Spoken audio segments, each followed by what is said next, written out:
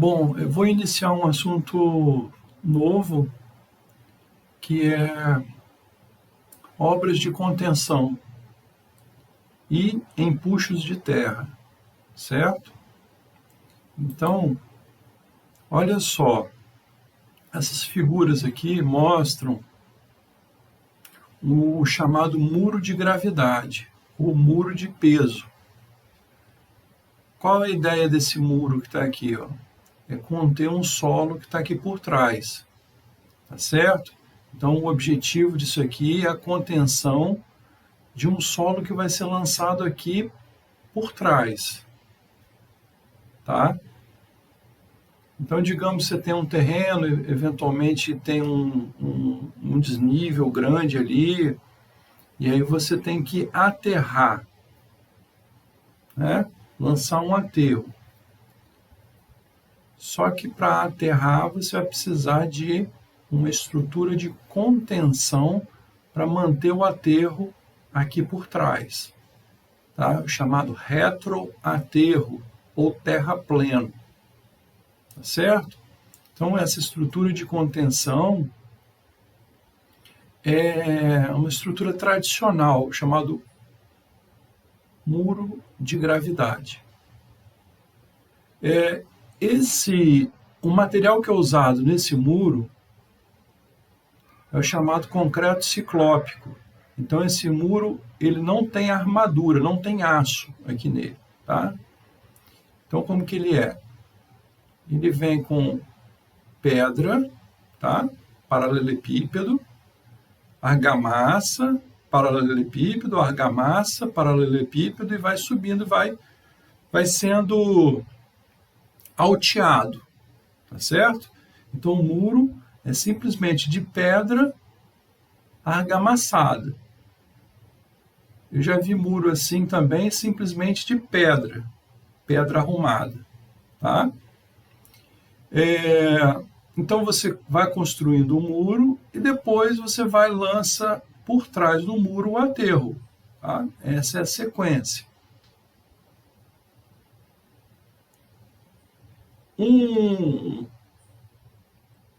O que mantém esse muro aqui estável é o peso próprio dele, por isso que é chamado muro de gravidade. Depois nós vamos fazer análise de estabilidade, projeto de muro de arrimo, e vamos dimensionar, tá certo? Para que o peso do muro seja suficiente para mantê-lo estável, tá? Para manter todo o sistema estável. Por trás do muro, como eu disse, é lançado o aterro. É interessante que o solo seja de livre drenagem. Então, qual é o material bom para ser lançado aqui? Um solo arenoso, tá? Uma areia, que é um material de livre drenagem. Por que um material de livre drenagem? Que facilita a percolação da água. Porque se a água entrar aqui por trás do muro, ela vai ser conduzida rapidamente para um sistema de drenagem, certo? Um sistema de drenagem. Aqui tem um tubo, tá vendo? E aqui tem uma mistura de brita 1 e brita 2 envolvida com geotêxtil, certo? Manta geotêxtil. Então, a água que entra aqui no solo, ela vem rapidamente fluindo para esse sistema de drenagem. O lance, o principal aqui, é evitar a presença da água. A água ela gera um esforço muito grande no muro, que a gente chama de empuxo, uma força muito grande que pode levar o muro ao deslizamento ou ao tombamento, tá? Sobre essa areia, tá? Sobre esse material arenoso, é interessante colocar uma camada de solo argiloso. Por que solo argiloso? Clay aqui, ó, argila. Uma camadinha de argila para minimizar a infiltração de água, porque a argila tem uma permeabilidade muito baixa. Tá? A argila tem uma permeabilidade muito baixa. Então, a água da chuva ela vai encontrar esse solo de baixíssima permeabilidade e vai fluir aqui na superfície, uma superfície ligeiramente inclinada, tá certo? E aí vai embora. Então, a ideia é evitar ao máximo a infiltração de água, mas a água ela é danada, ela acaba infiltrando de certa maneira. Com a infiltração de água, a ideia é conduzir rapidamente a água para fora do sistema. Eu não quero empuxo de água aqui, não quero pressão de água no muro. Tá? Aqui uma figura, a figura da direita, agora vamos ver aqui a figura da direita, já é um desenho mais simples, né?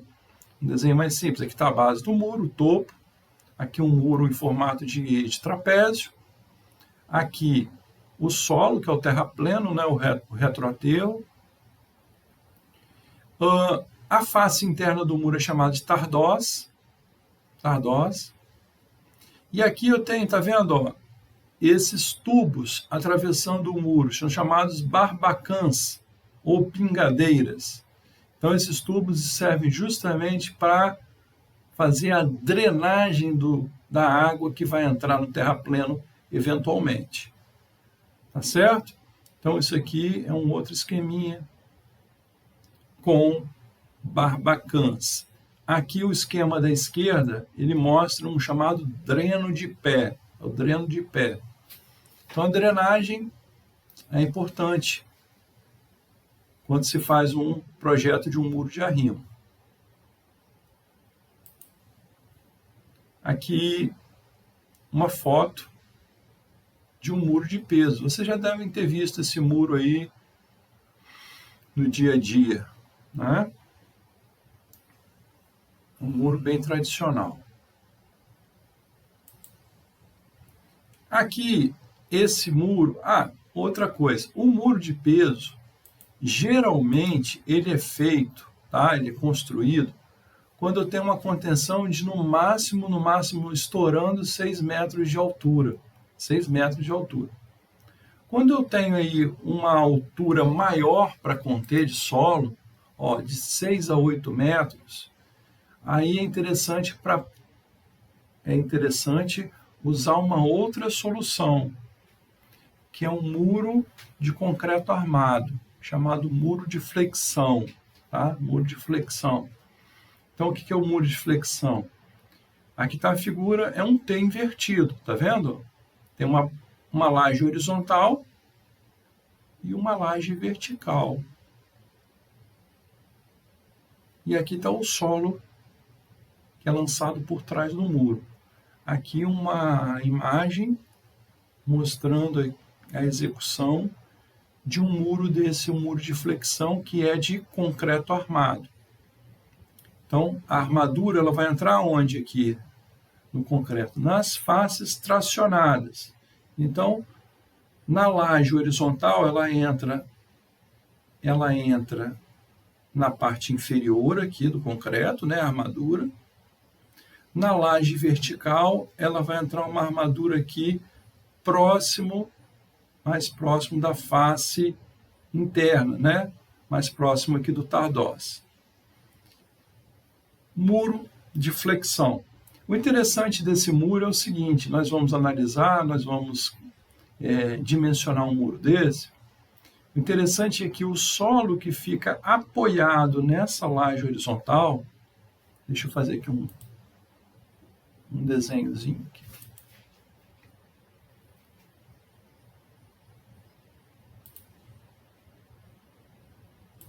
Ó, esse solo que está aqui,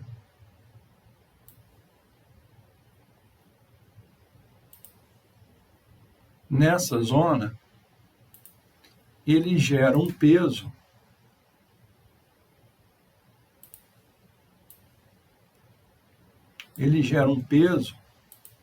favorável à estabilidade do muro. Tá?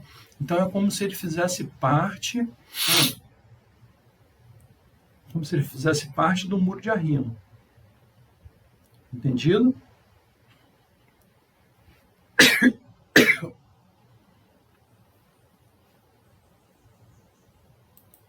Aqui um outro tipo de muro, esse aqui eu já vi lá no sul.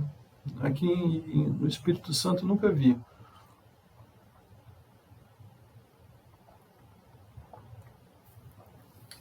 Já vi lá no Rio Grande do Sul um muro desse tipo, chamado crib wall ou fogueira. Por que fogueira? Porque é semelhante a uma fogueira. Pensa numa fogueira de festa de São João, onde você vai apoiando, né, as toras e vai erguendo a fogueira. Aqui são usados elementos pré-moldados de concreto. Então você chega com esses elementos aqui, vai apoiando, né? Eles são intertravados. A imagem que está aqui, a figura, ela ilustra muito bem o que é, né? Ela é autoexplicativa. E por dentro dessa estrutura formada, então, de peças pré-moldadas, é lançado o solo, tá? Então, o solo ele fica aqui dentro, constituindo o peso necessário para manter a estabilidade do sistema. Certo? Esse, então, é o chamado crib wall. Aqui uma foto. Geralmente, até 6,5 metros de altura é usada essa solução. Aqui o crib wall. Aqui um outro tipo de muro, vocês já devem ter visto por aí, ali quando você vai para Campo Grande, né? É possível você visualizar esse tipo de muro, que é o chamado muro de gabião. Então, o que acontece? Esse muro aqui ele é formado como? Como é que você constrói esse muro? São telas, tá? São telas de aço galvanizado. Deixa eu colocar aqui a imagem melhor. Isso aqui. Ela vem aberta a tela, aí lá no local da obra. A pessoa vai e dobra e amarra com arame. Aí forma um prisma aqui, né? Forma uma caixa. Uma caixa formada de tela de aço galvanizado. Aí dentro dessa caixa vai e lança pedra de mão. Pedra de mão porque ela tem mais ou menos o tamanho de um punho fechado. Então vai arrumando essas pedras de mão aqui dentro. E aí você tem o quê? Uma caixa preenchida com pedra. Você vai empilhar essas caixas, vai amarrar também, né, com arame, vai empilhar aqui e vai formar o seu muro, tá? No caso lá em Campo Grande, ali em Campo Grande, tem um muro que é mais ou menos esse esquema aqui, ó, dessa primeira figura. Dessa figura que está aqui, ó. Porque já tinha um solo natural e eles encostaram o muro de gabião no solo natural. Mas qual é a configuração ideal para um muro de gabião? Se for possível, a configuração ideal é essa que está aqui. Ou seja, você constrói um muro e por trás do muro você lança o solo de tal forma que o solo fica apoiado desses degraus, estabelecendo aqui um esforço favorável à estabilidade do muro. Tá certo?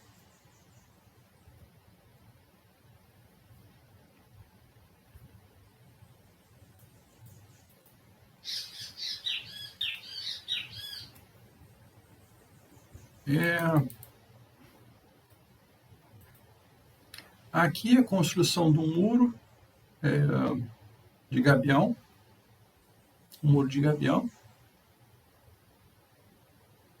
Nesse caso aqui, tá vendo? Ó? Ele vai ser alteado e depois por trás vai ser lançado o aterro. O solo tá aqui esperando para depois, para que depois seja feita a terraplenagem, tá? Agora, entre o solo e o muro de gabião, é necessário usar um material geotêxtil. O que é o geotêxtil? Eu vou mostrar aqui para vocês. Deixa eu parar aqui um pouquinho a apresentação.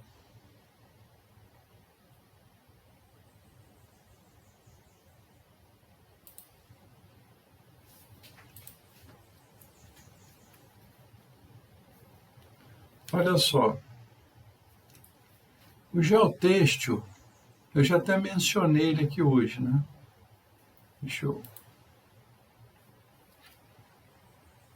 Ele é um material que é um polímero, tá? O que é um polímero? Um polímero é um poliéster, polietileno, nylon, todos são polímeros. São cadeias de carbono, são derivados do petróleo.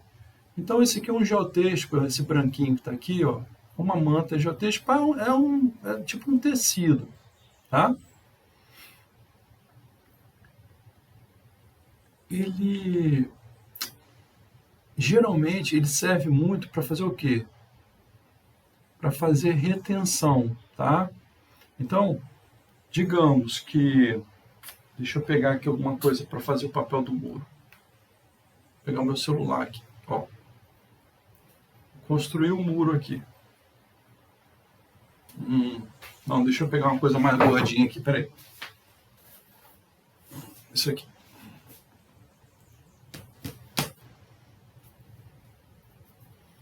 Isso aqui é um calendário. Que chique, o meu livro. É o calendário do mês de fevereiro. Então aqui está o muro, eu vou lançar o solo aqui por trás. Só que esse muro, ele é um muro de gabião. Então, e a pedra de mão, ela fica entre as pedras uns poros grandes, né?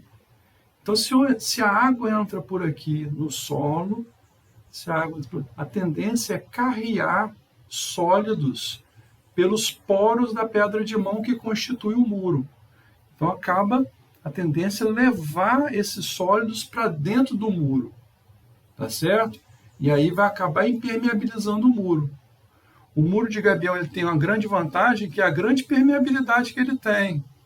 Ele é autodrenante, ele não precisa nem de barbacãs, né? Ele não precisa daqueles tubos, ele é autodrenante. Mas, para que ele se mantenha assim autodrenante, uma permeabilidade muito alta, é importante usar um geotêxtil na face. Então você vem aqui com um material geotêxtil, coloca na face do muro, e aí depois você lança o solo aqui por trás. Estão entendendo? E aí o que é esse branquinho que está aqui, esse tecido geotêxtil? Isso aqui é um geotêxtil de verdade, tá, gente? Geralmente ele é encontrado não branquinho, mas cinza. Então o que esse tecido vai fazer? Ele vai funcionar como um filtro. Tipo um filtro desse de café, onde você vai fazer o seu cafezinho de manhã, né? Você coloca aquele filtro de papel, ele vai fazer o quê? A retenção do pó e vai passar a água, né? Vai passar a água e vai ficar retido o pó. Aqui é a mesma coisa, vai ficar retido os sólidos e vai passar só a água que eventualmente vai infiltrar por aqui. Entendido?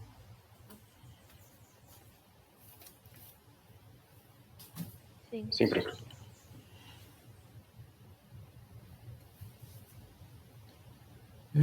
Deixa eu voltar aqui ao normal.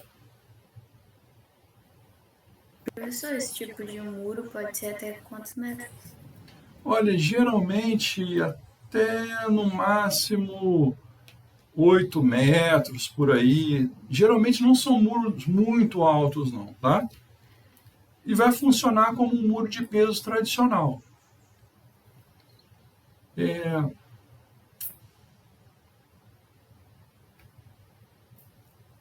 Muitas vezes a escolha do tipo de muro vai também de acordo com o local da obra.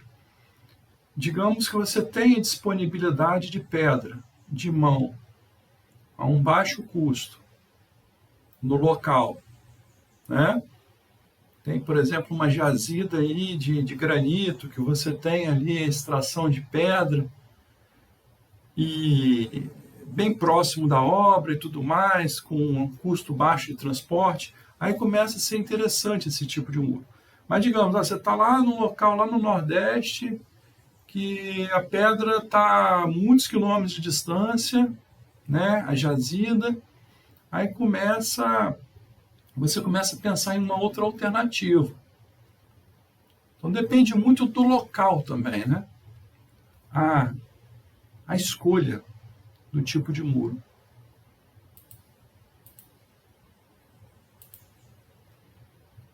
Deixa eu voltar aqui, ó.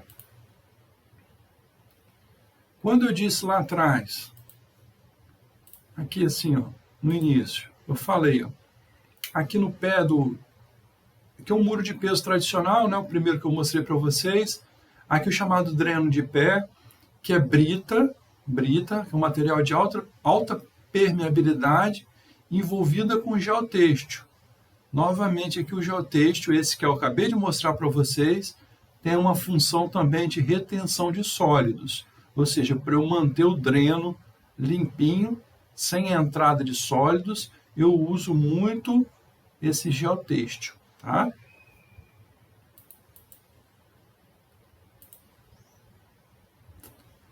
O muro de gabião, ele é interessante, ele tem uma coisa interessante que é o seguinte, ó. Isso aqui é uma encosta com uma altura muito grande, né? Uns 20 metros de altura. E aqui foi colocado um muro com 2 metros. É claro que esse muro aqui não tem capacidade de suportar o esforço dessa encosta que está aqui, né? Agora vocês estão vendo lá o problema que está acontecendo em Petrópolis, né? Com muitos mortos lá em função da chuva e dos deslizamentos de solo. O que acontece? Isso aqui é uma encrenca muito grande e esse muro aqui não é suficiente para suportar isso que está aqui. Certo? Agora, o interessante é que ele está avisando que vai acontecer um problema maior. Tá vendo? Ele se deformou aqui, ó. Ele se deformou, mas não tombou. É igual aquele cara que bebe, enverga, mas ele não cai, né? Ele dobra, mas ele não cai. Então tá aqui o muro, ó, deformado, ele é muito flexível. Se fosse um muro convencional, já teria tombado e o solo já teria avançado aqui. Então, na verdade, esse muro aqui ele não está adequado para conter esse material, mas, de certa maneira, ele está aqui mostrando que existe um problema que ele tem que ser resolvido. Aí, quando você tem uma encosta assim, muito alta, tá? Para fazer a contenção, aí há necessidade de uma outra técnica, que pode ser, por exemplo, agulhamento. O que é o agulhamento? É a inserção de algumas barras de aço no solo, armando o solo, tá? É um outro tipo de contenção que eu vou mostrar para vocês em uma aula posterior, tá? Geralmente o agulhamento, você tem uma situação aqui de um solo natural, em que você vai fazer uma contenção aqui desse solo. Um solo de grande altura. Entendido? Agora, você vai falar assim, professor, e o problema lá em Petrópolis, e o problema nessas regiões aí todas que você tem deslizamento de solo, sempre isso acontece na época do verão, com muita chuva, o solo acaba deslizando, então vocês viram isso agora recentemente, lá em Petrópolis, viram também em São Paulo, viram que aconteceu isso em Ouro Preto, e uma série de outros lugares. Olha, nesses casos, o que acontece é que a encrenca é muito grande, o volume de solo é muito grande, as encostas têm uma altura muito grande. Então, nesses casos, fica difícil fazer uma obra de contenção para todas essas áreas. Fica um custo muitíssimo elevado. Então, qual seria a solução para o problema? A solução para o problema é se afastar dele. Ou seja, essa população toda que vive nessa área de risco, ela tem que ser removida dessa área e alocada em um local afastado dessas encostas. Estão entendendo? Só que, para fazer isso, há necessidade de uma iniciativa política, enfim. E aí você fica vendo que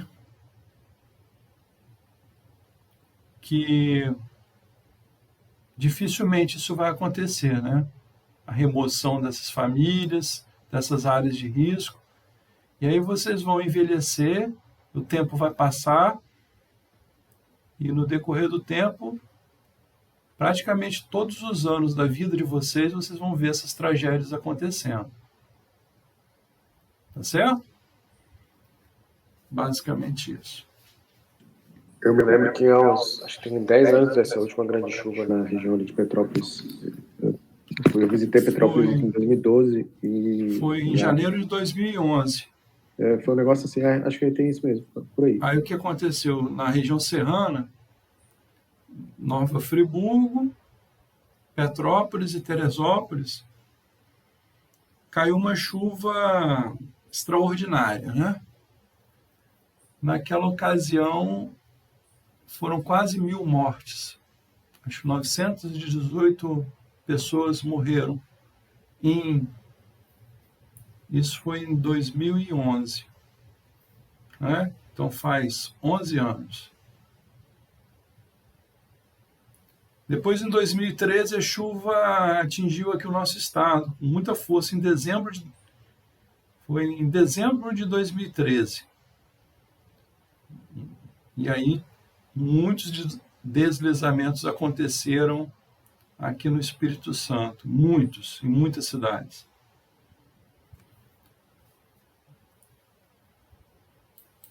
Depois eu posso preparar uma aula especial, inclusive, sobre esse evento de 2013, porque logo após eu fui contratado para fazer a contenção de algumas encostas que sofreram deslizamento e eles queriam estabilizar.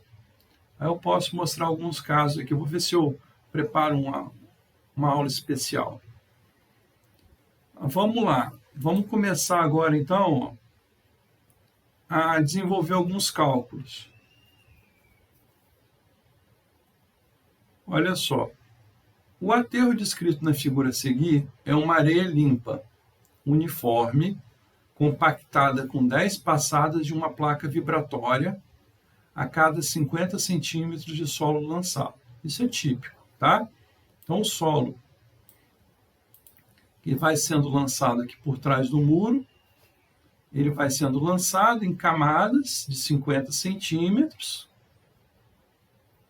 Para cada camada é passada uma placa vibratória, que é muito eficiente para compactar areia, que é o solo usado aqui no aterro. Tá? Então, essas informações que eu estou passando para vocês são bem reais, tá? É uma situação bem real. Geralmente o material escolhido é areia. Areia limpa, o que é areia limpa? Com um percentual de finos muito baixo, menos do que 5% de finos.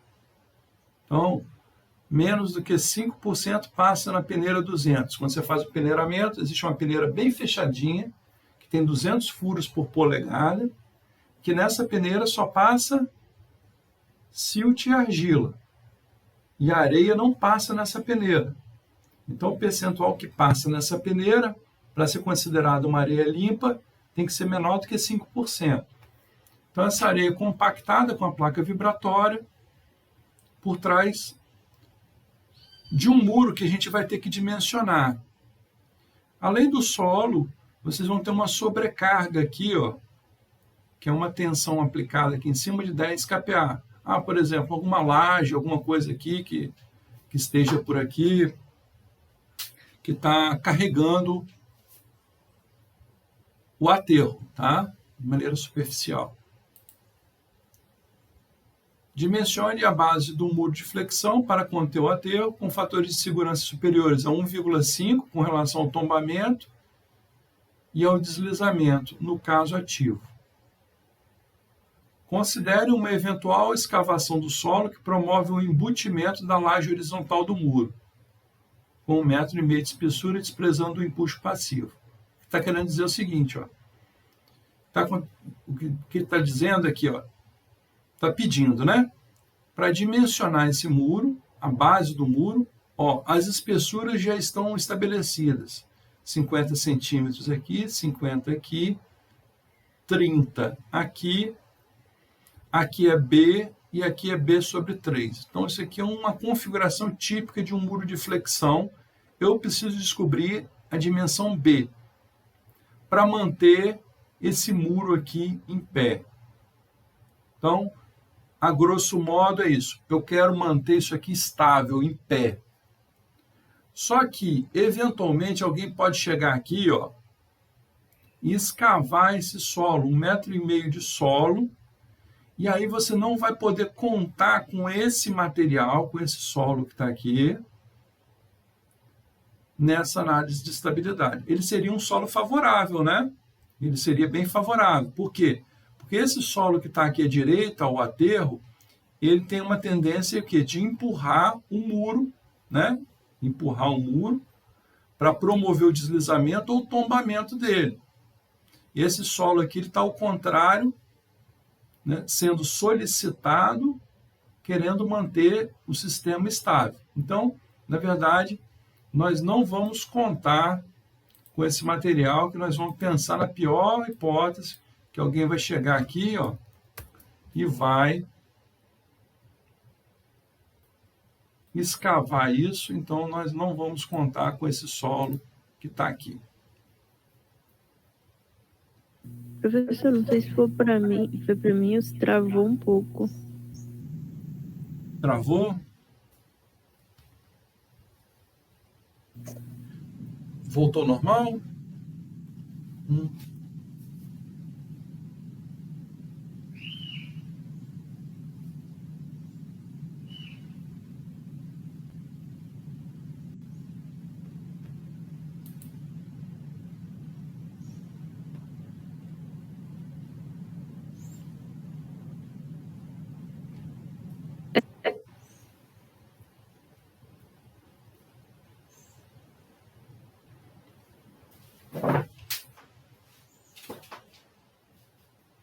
Voltou, gente? Eu tô escutando mesmo, né? É porque eu perdi minha conexão mesmo. Ah, tá. Deu uma congelada na imagem mesmo. Mas agora voltou. Mas vocês ouviram que eu falei que não pode contar com esse pedaço de terra 1,5 metro. pode ser escavado. Isso. Então, olha só. Eu vou precisar, depois eu falo sobre o peso específico, vocês já conhecem, né?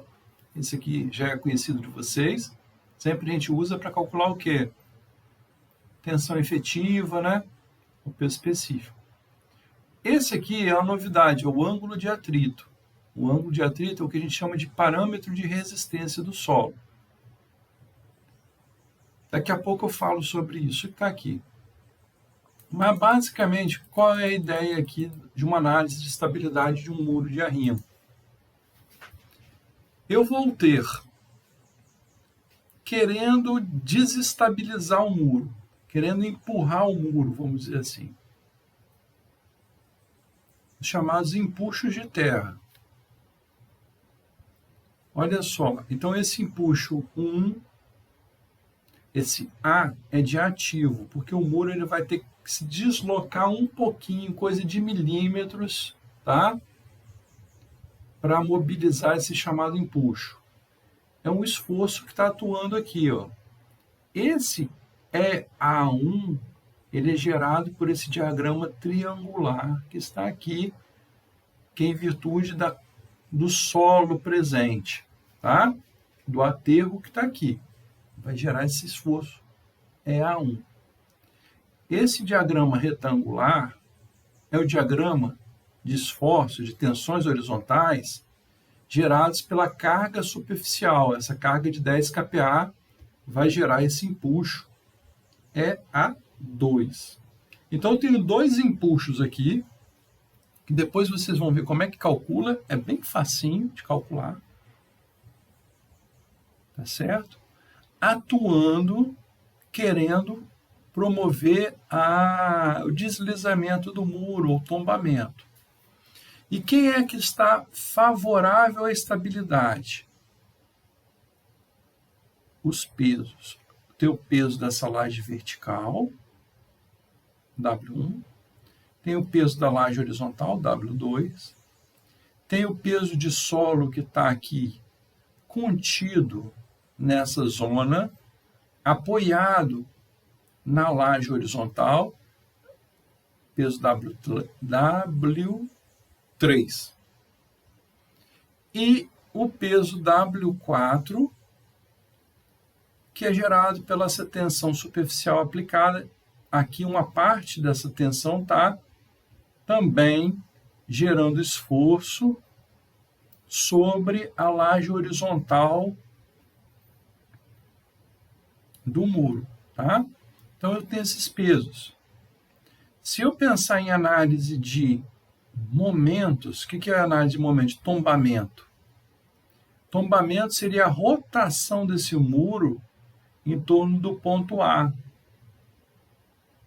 Seria uma rotação, um giro desse muro em torno do ponto A é o tombamento. Quem quer promover o tombamento?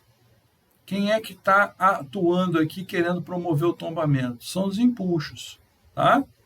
Eles fazem momentos, ou seja, esforços de rotação em torno do ponto A, querendo tombar o muro.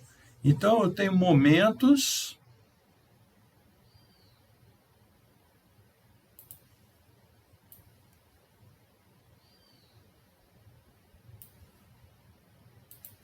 Peraí.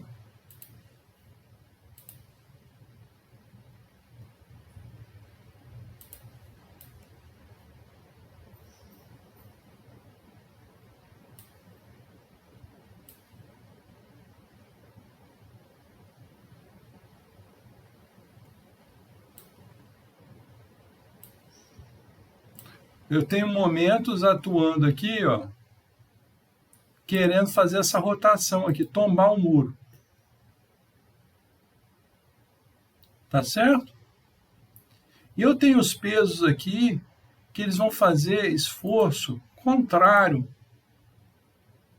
Esforço contrário. Eles vão fazer isso aqui, ó. Momento querendo manter o muro em pé. Vou colocar em preto aqui.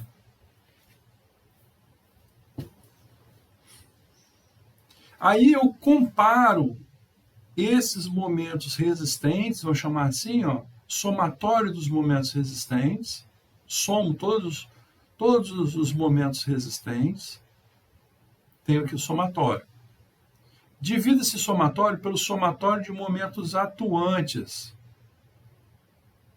Eu quero que essa razão aqui, ó, esse fator de segurança, chamado fator de segurança, fique superior a 1,5.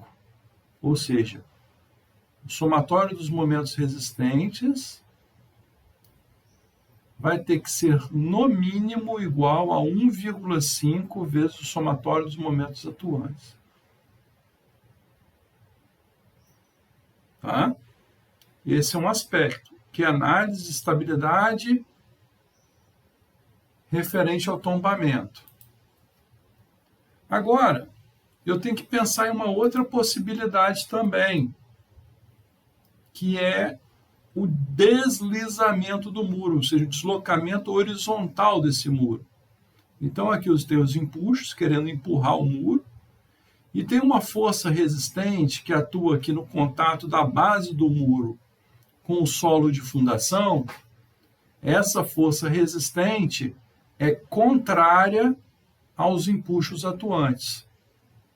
E aí eu vou calcular um fator de segurança com relação ao deslizamento, que é esse que está aqui, ó.